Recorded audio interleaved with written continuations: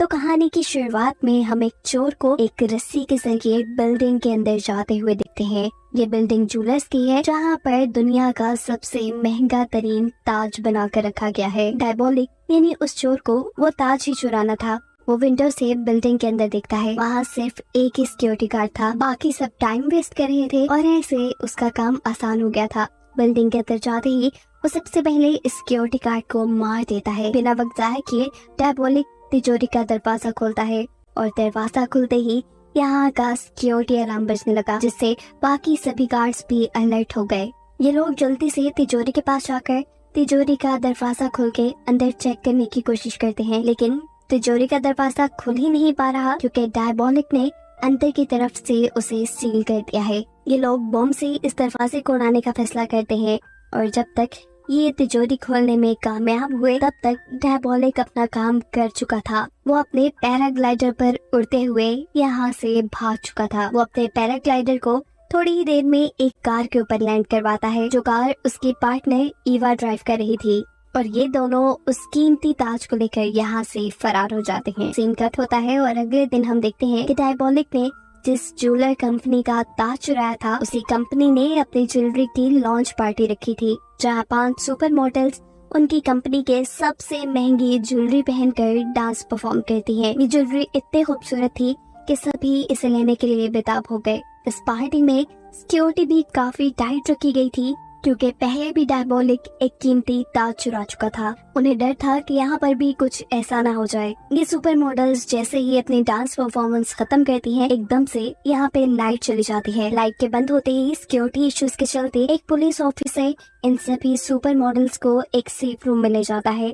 इस रूम में जाते ही सिक्योरिटी गार्ड रूम का शटर बंद कर देता है और हमें दिखाया जाता है कि असल में ये कोई रूम नहीं था, बल्कि ये तो एक कंटेनर था जो इन मॉडल्स को उठाकर यहाँ से ले गया। और जिस ऑफिसर ने ये काम किया था वो भी कोई पुलिस ऑफिसर नहीं था, वो डायबोलिक ही था जिसने अपने फेस के ऊपर पुलिस ऑफिसर का मास्क चढ़ा लिया था।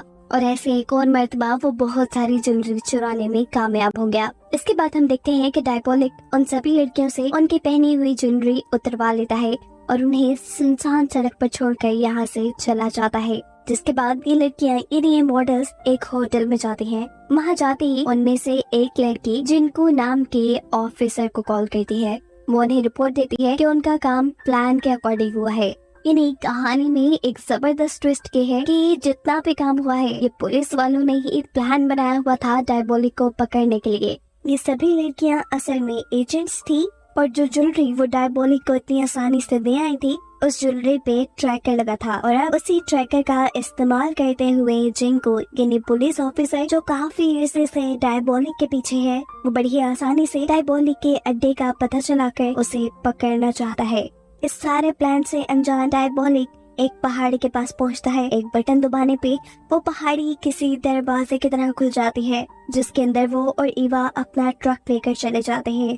अंदर आते ही इन्होंने अपना चोरी किया हुआ माल बाहर निकाला और अपनी जीत को सेलिब्रेट करने में लग गए। जितना जेवर इस टाइम इनके पास था, इसके जरिए ये लोग अपनी आगे की जिंदगी बहुत ही आराम से गुजार सकते थे। इसीलिए ईवा डायबोलिक से कहती है, अब क्यों ना हम एक लंबी ब्रेक पे चलें। लेकिन डायबोलिक इसके लिए मना कर देता है और ईवा से अपनी अगली चोरी का प्लान डिस्कस करने लग जाता है। दूसरी तरफ हम देखते हैं कि पुलिस भी जीपीएस को ट्रैक करते हुए डायबोलिक के खुफिया अड्डे तक पहुंच चुकी थी, लेकिन यहाँ पर पहाड़ी देखकर ये लोग बुरी तरह कंफ्यूज हो जाते हैं। जिनको यानी वो पुलिस ऑफिसर अब इस पहाड़ी को बम से उड़ाने का फैसला करते हैं और जैसे ही ये लोग यहाँ पे ब्लास्ट करते हैं तो इन्हें अंदर एक सुरूंग दिखाई देती है, जिसकी दूसरी तरफ डायबोलिक था। सीसीटीवी कैमरा से डायबोलिक और ईवा भी पुलिस को अंदर आता देख चुके थे, इसीलिए वो अपनी चोरी किया हुआ सारा सामान यही छोड़कर खुफिया रास्ते से यहाँ से निकलने की कोशिशों में लग जाते हैं। और जब पुलिस यहाँ पहुँचती है तो उन्हें वो दोनों यहाँ नहीं मिलते, लेकिन जिनको को यहाँ वो खुफिया रास्ता दिखाई दे गया था जिससे ईवा और डायबोलिक यहाँ से निकले थे, वो भी उसी रास्ते से उनका पीछा करता है और उन्हें देख भी लेता है। इससे पहले कि पुलिस उन तक पहुँचती,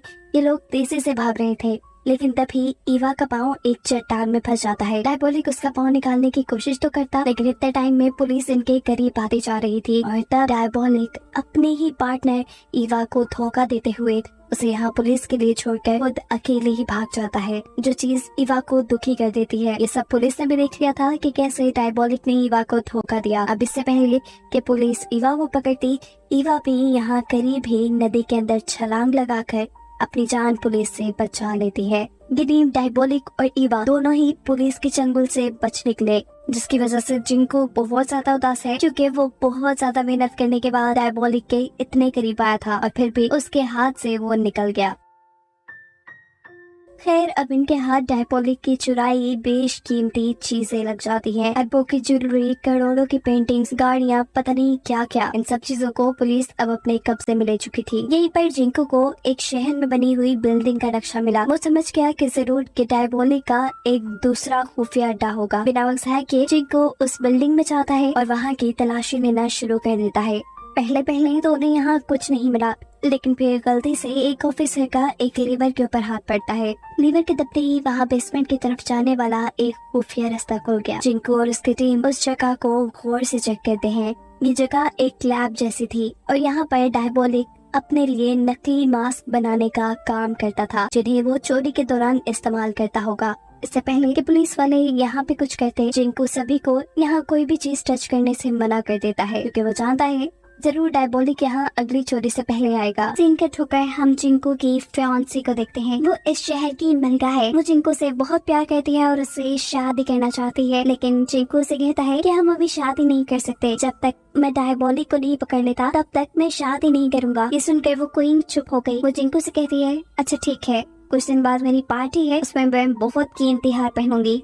मैं चाहती हूँ कि तुम उस दिन मेरे साथ पार्टी में रहो, ताकि उस नेकलेस को कोई चुरा न सके। सीन के टोकर हमें उसी बिल्डिंग का सीन दिखाया जाता है जहां डायबोलिक ने मास्क बनाने वाली मशीन रखी थी। यहाँ पर बहुत से पुलिस ऑफिसर्स तैनात थे। डायबोलिक वहाँ पर माइक लगाकर सभी पुलिस ऑफिसर्स की बातें सुनना शुरू कर देता है। पुलिस वाले अपनी ड्यूटीज चेंज कर रहे थे और अब ड्यूटी थी रोलर की। दूसरे पुलिस ऑफिसर के यहाँ से जाते ही डायबोलिक बेसमेंट का दरवाजा खोल देता है। बेसमेंट का दरवाजा खुलते ही ऑफिसर की भी नजर डायबोलिक पे पड़ती है और वो गोलियों की बरसात शुरू कर देता है, लेकिन एक भी गोली डायबोलिक को नहीं लगी, क्योंकि उनके दरमियान में एक मिरर की दीवार है। गोलियों की आवाज सुनते हुए सभी ऑफिसर्स अलर्ट होकर इस बेसमेंट में आ गए, जहाँ आकर वो देखते हैं कि रोलर यानी उनका पुलिस ऑफिसर जमीन पे बेहोश पड़ा था और डायबोलिक अपनी मास्क बनाने वाली मशीन चुरा कर भाग चुका था। यह खबर जैसे ही जिंको को मिलती है तो जिंको अपने ऑफिसर्स पर बहुत ज्यादा गुस्सा हो रहा था कि कैसे डायबोलिक उनके नाक के नीचे से अपनी मशीन लेके आया। अब अगले दिन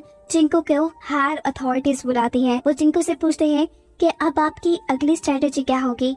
अब ये लोग बातें ही कर रहे थे कि यहाँ इनको ईवा की कॉल आती है। ईवा जानती थी कि डायबोलिक के साथ साथ पुलिस उसे भी ढूंढ रही है। वो पुलिस से कहती है, डायबोलिक ने मुझे धोखा दिया है, इसलिए मैं डायबोलिक को पकड़ने में आपका साथ दूंगी, लेकिन इसके बदले मुझे भी आप लोगों से कुछ चाहिए। डायबोलिक को पकड़ने के बाद आप लोग मुझे आजाद कर देंगे, मेरे ऊपर लगे हुए सभी इल्जामात खत्म कर दिए जाएंगे और साथ ही आप लोग मुझे सही सलामत एक दूसरी कंट्री में सेटल भी करेंगे। ये सारी बातें कहने के बाद इवान से कहती है, मैं आप लोग को फैसला करने का सिर्फ आधा घंटा दे रही हूँ। ये कहते ही वो फोन बंद कर देती है। हायर अथॉरिटीज को इवा का ये आइडिया पसंद आया। उन्होंने जिंको को इसी आइडिया पे काम करने के लिए कहा, लेकिन जिंको इस बात पे एग्री नहीं था। वो डायबोलिक के साथ साथ इवा को भी पकड़ना चाहता था।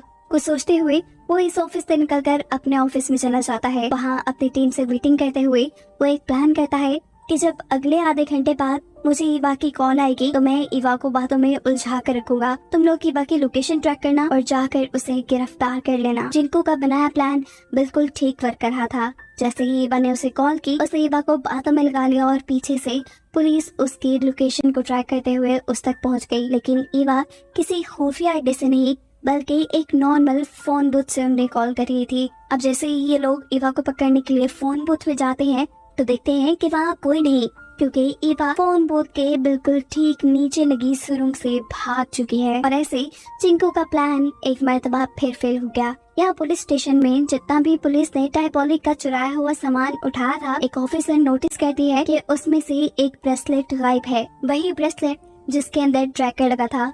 वो जान गई थी कि जरूर ये ईवा के हाथ में ही होगा और इस चीज की खबर वो फौरन जिंको को दे देती है, जिसका मतलब था कि ये लोग अभी भी ईवा की लोकेशन को ट्रेस करके उसे पकड़ सकते थे। इनका शक बिल्कुल ठीक था। ईवा ने वो ब्रेसलेट पहन रखा था जिसकी मदद से वो लोकेशन को ट्रैक करते हुए उस तक पहुंच जाते हैं।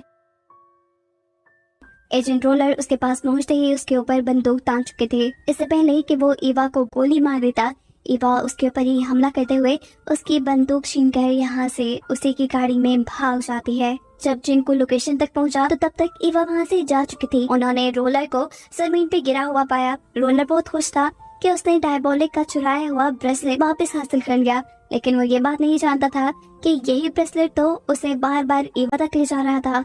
उसकी यही बेवकूफी उसकी जॉब का खतरा बन जाती है और उसे फील्ड पे जाने से मना कर दिया जाता है। यहाँ हम देखते हैं कि जिंको का प्लान फेल होने पर और अथॉरिटीज की बात ना मानने की वजह से अथॉरिटीज उस पर बहुत गुस्सा है।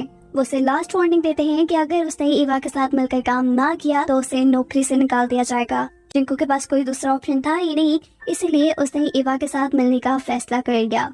वो अब ईवा के लिए अखबार के जरिए एक सीक्रेट मैसेज भिजवाता है, जिसे पढ़कर ईवा उसे कॉल करती है और शाम में ये लोग मिलने का प्लान बनाते हैं। ईवा यहाँ जिंको को बताती है कि डायबोलिक किसी भी हाल में अपना चोरी का माल वापस हासिल करना चाहता है, इसलिए हमें अंडरवर्ल्ड में इस बात को फैला देना होगा कि पुलिस डायबोलिक का चुराया हुआ सारा माल किसी सेफ जगह पर जा रही है। जरूर उसे लेने के लिए डायबोलिक आएगा और तब हम डायबोलिक को पकड़ लेंगे। ईवा प्लान एक्सप्लेन करती है कि वो ये खबर अंडरवर्ल्ड में फैलाने के बाद बहुत सारी सिक्योरिटी की गाड़ियों के साथ एक वैन को निकालेंगे, लेकिन इस वैन में हम असली सोना नहीं रखेंगे। ये वैन सिर्फ डायबोलिक को डिस्ट्रैक्ट करने के लिए होगी। उसे लगेगा कि इसमें सोना है, इसीलिए वो उसे चुराने के लिए जरूर आएगा। इस वैन को हम एक सुरंग से गुजारेंगे और जैसे ही डायबोलिक सुरंग तक पहुंचेगा हम उसे चारों तरफ से घेर देंगे। दूसरी तरफ असली सोने को हम एक खटारा सी वैन में किसी दूसरी जगह भेज देंगे। जिंको को ये आइडिया बहुत पसंद आया था और ये लोग इस आइडिया के ऊपर वर्क करना शुरू कर देते हैं।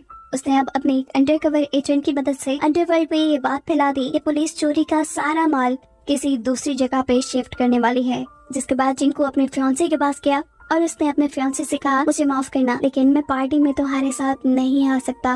रही बात नेकलेस की, तो वो उसकी सिक्योरिटी के लिए अपने सबसे काबिल अफसर को भेज देगा। अब फाइनली वो दिन भी आ गया जिस दिन डायबोलिक जिंको के हाथ लग जाता। दूसरी तरफ हम देखते हैं कि क्वीन ने भी अपने आप को तैयार कराने के लिए शहर की एक बेहतरीन मेकअप आर्टिस्ट अपने घर बुलाई। यहाँ पुलिस स्टेशन के अंदर सभी पुलिस ऑफिसर्स को उनका प्लान समझाया जा रहा था। अब प्रॉब्लम ये आ रही थी कि सभी मिशन पे जाएंगे तो असली माल वाली वैन कौन चलाएगा, जिसके जवाब में ऑफिसर रोलर कहते हैं कि ये काम मेरा है, मैं करूँगा। मैं अपनी पहली गलतियों का भी पछतावा करना चाहता हूँ। देखिएगा मैं ये काम बहुत जिम्मेदारी से करूँगा। जिसके बाद लूट का सारा माल एक छोटी सी वैन में डाल दिया गया। ऑर्डर मिलते ही अब ये लोग नकली ट्रक को सिक्योरिटी के साथ बाहर निकाल देते हैं, जबकि दूसरी तरफ रोलर माल से भरा हुआ ट्रक दूसरे रास्ते पे लेकर निकल जाता है।